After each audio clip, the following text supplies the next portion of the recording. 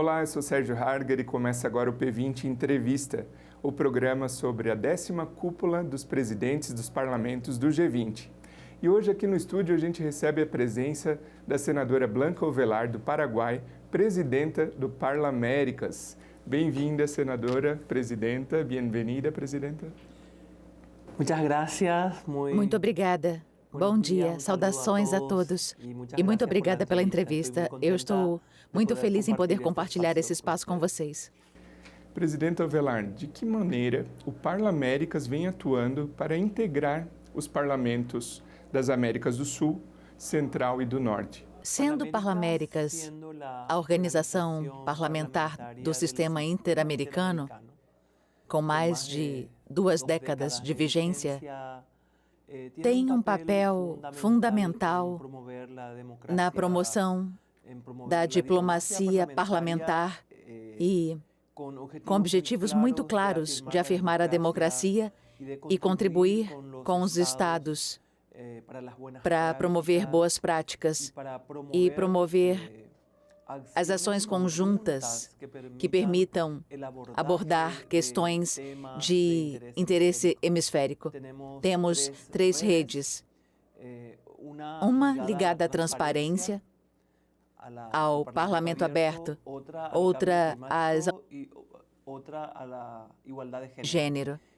No âmbito dessas questões e de forma transversal dentro das redes, trabalhamos com os parlamentos para promover o que você disse, para integrar, promover uma visão partilhada, uma aprendizagem conjunta, a divulgação de boas práticas, para poder avançar nos parlamentos para vocês, parlamentos que respondam às necessidades dos cidadãos no âmbito de uma sociedade democrática. Interessante que a senhora comentou sobre a diplomacia parlamentar.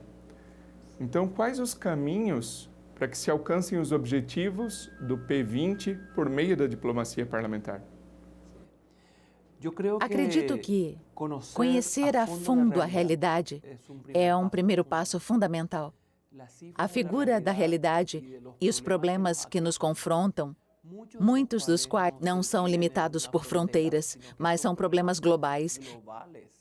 E é por isso que hoje falamos em governança global, para enfrentar problemas como as alterações climáticas, cujas consequências e efeitos afetam muitas pessoas, especialmente as mais vulneráveis, e geram mais pobreza, geram deslocamentos. Esses são problemas globais e no âmbito da diplomacia dizemos diplomacia porque estabelecemos um contato efetivo, um contato também no âmbito de um desejo de cooperação solidária em questões importantes que nos afetam no hemisfério. Existem problemas nas Américas, existem especificidades de cada região, mas existem problemas globais que não escapam a ninguém. Então, nesse âmbito, colocamos essas questões e procuramos conhecer as boas práticas, divulgar as boas práticas, promover leis que nos permitam ter mais instrumentos nos países para enfrentar, dentro dos estados, os problemas comuns que nos afetam. Há muito sofrimento, exclusão e miséria na nossa região, que ao mesmo tempo tem tanto potencial, uma região, um continente tão belo, com tanta riqueza, que tem esses contrastes que apresentam problemas para a sociedade e que têm que ser abordados politicamente. Acreditamos na diplomacia parlamentar, promovemos a reunião dos parlamentos e tentamos trabalhar de forma solidária nas questões de interesse e abordamos todos os problemas com franqueza e sem hesitação. E a senhora considera que os países membros do Parlaméricas estão comprometidos na construção de uma governança global suficientemente apta a responder aos desafios da atualidade? Acredito que, mais do que nunca, a sensibilidade e uma compreensão mais completa dos problemas que temos. Os problemas da fome, da pobreza, da exclusão, do sofrimento, do deslocamento das populações, muito por efeito das alterações climáticas, do empobrecimento dramático do solo, que faz com que os agricultores saiam para a cidade, abandonem o campo e migrem para a cidade, onde às vezes encontram uma cidade hostil, que não os acolhe, mas sim eles têm que sobreviver e isso gera muito sofrimento, uma existência e com condições muito desfavoráveis. Isso está sendo analisado, acho, com mais rigor agora. E depois da pandemia, percebo uma sensibilidade maior para entender que os problemas não são individuais e a abordagem não será apenas de um país. Precisamos alcançar níveis de desenvolvimento e bem-estar no mundo para grandes setores excluídos. É por isso que amo este fórum. E parabenizo o Brasil, que teve a coragem de colocar a questão da pobreza e da fome na agenda do G20, porque isso é um problema do G20. É um problema muito distante.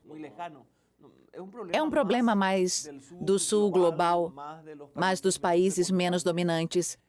Mas fazemos parte de um mundo globalizado.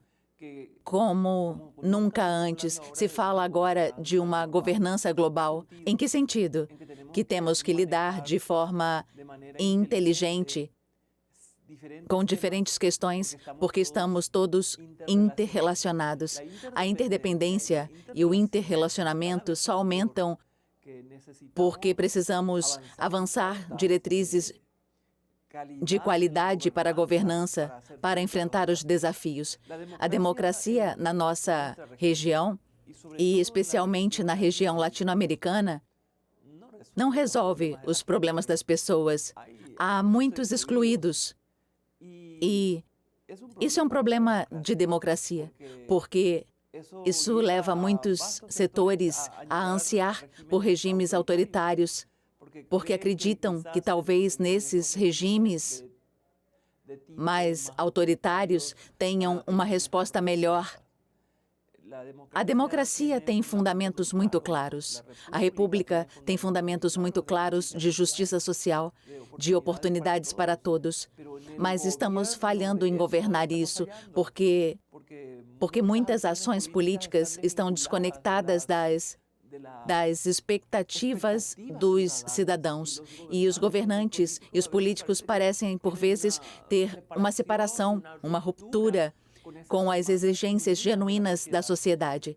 No Parlaméricas, promovemos que a questão política dos parlamentos, que são os órgãos representativos, onde estão representadas as diferentes opiniões, as diferentes correntes, as diferentes expectativas dos diferentes grupos humanos que compõem uma sociedade, e que seja uma resposta mais honesta, mais eficaz, mais transparente, responsável perante a sociedade.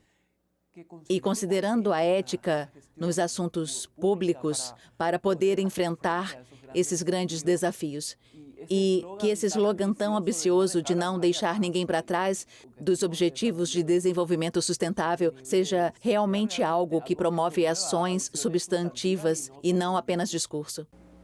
E nesse tipo de cúpula, nesse tipo de foro, aqui como o P20, a senhora acabou de falar de respostas efetivas aos desafios, aos problemas que o mundo vem encarando. Então, como pode o Parlaméricas assumir um papel de liderança a encontrar essas respostas efetivas no combate à fome e à pobreza?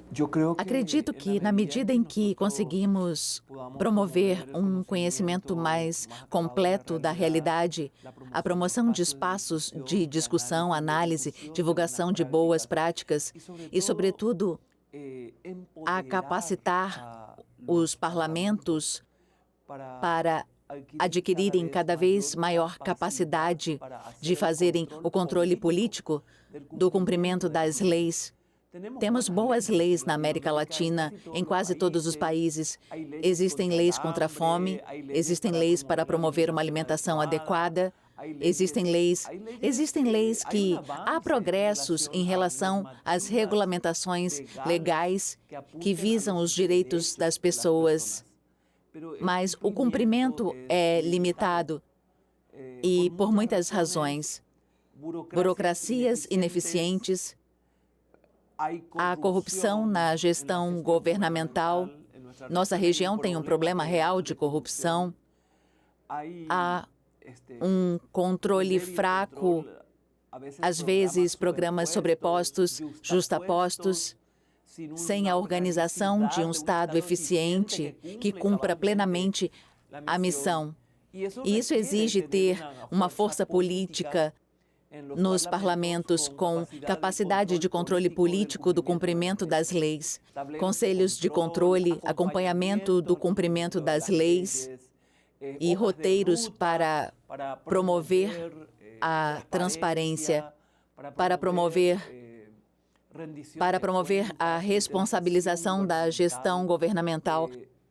Todas essas são ferramentas que nos podem permitir avançar em direção ao que queremos, que são parlamentos mais honestos. A probidade e a ética nos assuntos públicos são uma questão pendente na nossa democracia, especialmente na América Latina, porque nesse âmbito teremos uma resposta maior. Se avançarmos aí, teremos uma resposta maior aos problemas dos cidadãos.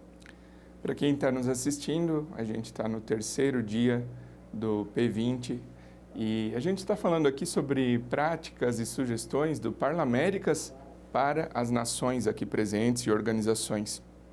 Mas a senhora tem aproveitado aqui o evento e eu gostaria de saber, na opinião da senhora, quais boas práticas mais chamaram a atenção da senhora em termos de desenvolvimento socioambiental e transição ecológica? Eu ouvi que em alguns lugares se dá uma atenção muito privilegiada à agricultura familiar camponesa. A agricultura familiar camponesa é fundamental para a segurança alimentar. E, por ser o lado mais fraco da agricultura na região, porque na região temos uma agricultura empresarial mecanizada, que é uma agricultura diferente em escala, que não pode ser comparada àquela pequena agricultura do camponês que produz alimentos. Há muito o que fazer ali, e sei que há muitas coisas boas sendo feitas. O Brasil tem uma série de programas muito positivos no que diz respeito, por exemplo, à preservação do preço dos alimentos e dos produtos agrícolas, da agricultura familiar camponesa e a fixação de preços de referência, porque se tudo está sujeito às dinâmicas do mercado, o agricultor é o mais fraco, o produtor, e se não se associa, enfraquece ainda mais, dadas as regras do mercado, que quando chega a colheita, o preço cai no chão e às vezes ficam sem lucros, com dívidas ao organismo financiador, aos bancos, aos créditos públicos. Então, uma prática muito importante para mim é preservar a capacidade produtiva do camponês, para que ele não saia de suas terras e migre para a cidade, onde irá expandir os cinturões de pobreza na cidade. Esta migração é travada com devida atenção ao homem rural. Essa é uma boa prática. Também dentro dessa atenção existem muitas práticas importantes para o manejo da semeadura direta, coisas mais técnicas, já específicas para práticas que mitigam os efeitos das mudanças climáticas, porque as práticas tradicionais da agricultura familiar ancestral no nosso campo não são suficientes para sobreviver hoje, porque há muita imprevisibilidade nas mudanças, nos climas, no ciclo da água. Tudo isso significa que realmente temos que prestar muita atenção nisso. Parece-me fundamental preservar esse setor de um Estado que proteja o patrimônio, que garanta que os pequenos produtores tenham mercado com preço justo e que tenham capacidade para produzir corretamente, para não terem a necessidade de migrar. Isso é muito importante, porque a questão da agricultura familiar camponesa é que ela produz alimentos. Por outro lado, na distribuição dos alimentos, em programas como alimentação escolar, mecanismos de controle que incentivem as escolas a adquirirem insumos da agricultura familiar. Esta é também uma boa prática que é promovida em muitos países com leis específicas, onde a compra deve ser de produtos frescos e, portanto, isso impulsiona a economia e ajuda a haver uma resposta do Estado para esse pequeno produtor que precisa de mercado para seus produtos. E também porque produzem para sua subsistência, mas também têm que ter algum rendimento para poder sobreviver no campo e progredir, prosperar. Esse é um grande desafio, cuidar do nosso campo, cuidar da linha, da cadeia produtiva, daquela cadeia de valor dos produtos agrícolas que os camponeses produzem, da agricultura familiar camponesa, que é menor, não dessa escala. Cuidar dessa cadeia de valor é importante para que recebam resposta do Estado e a sociedade tenha alimentos. Essas boas práticas são importantes. Por outro lado, neste âmbito também são ensinados a enfrentar e as técnicas de mitigação das alterações climáticas que afetam dramaticamente os setores mais pobres. Às vezes, toda a colheita é destruída por uma chuva de granizo. E o que faz o Estado a respeito? Não podemos deixá-los sozinhos. Eles têm que ter algum apoio. Existem leis importantes sobre seguros agrícolas. O Brasil tem um bom modelo, onde existem escalas de os mais pobres não contribuem. Quem pode um pouco mais tem uma percentagem, contribuem para um sistema de seguros para que a sua produção seja garantida. E é uma forma de proteção. De qualquer forma, é aí que penso que nesse âmbito, existem boas práticas que podemos promover e tornar sua implementação muito mais ampla na região para podermos resolver um problema comum. A senhora comentou sobre algumas soluções que vêm sendo discutidas aqui no P20 e eu gostaria de saber qual a visão de futuro, enquanto presidenta do Parlaméricas, a visão de futuro para o Parlaméricas para uma maior cooperação hemisférica na solução desses problemas. Eu imagino uma organização fortalecida com uma estrutura organizacional que permita a participação de todas as regiões. Na verdade, hoje já é assim, mas existe um ponto fraco. E qual é o ponto fraco? Em alguns países, os atores mudam muito frequentemente. Portanto, há linhas de trabalho que não podem ser consolidadas. Precisamos de um pouco mais de permanência dos atores para podermos ter um diálogo de continuidade às iniciativas.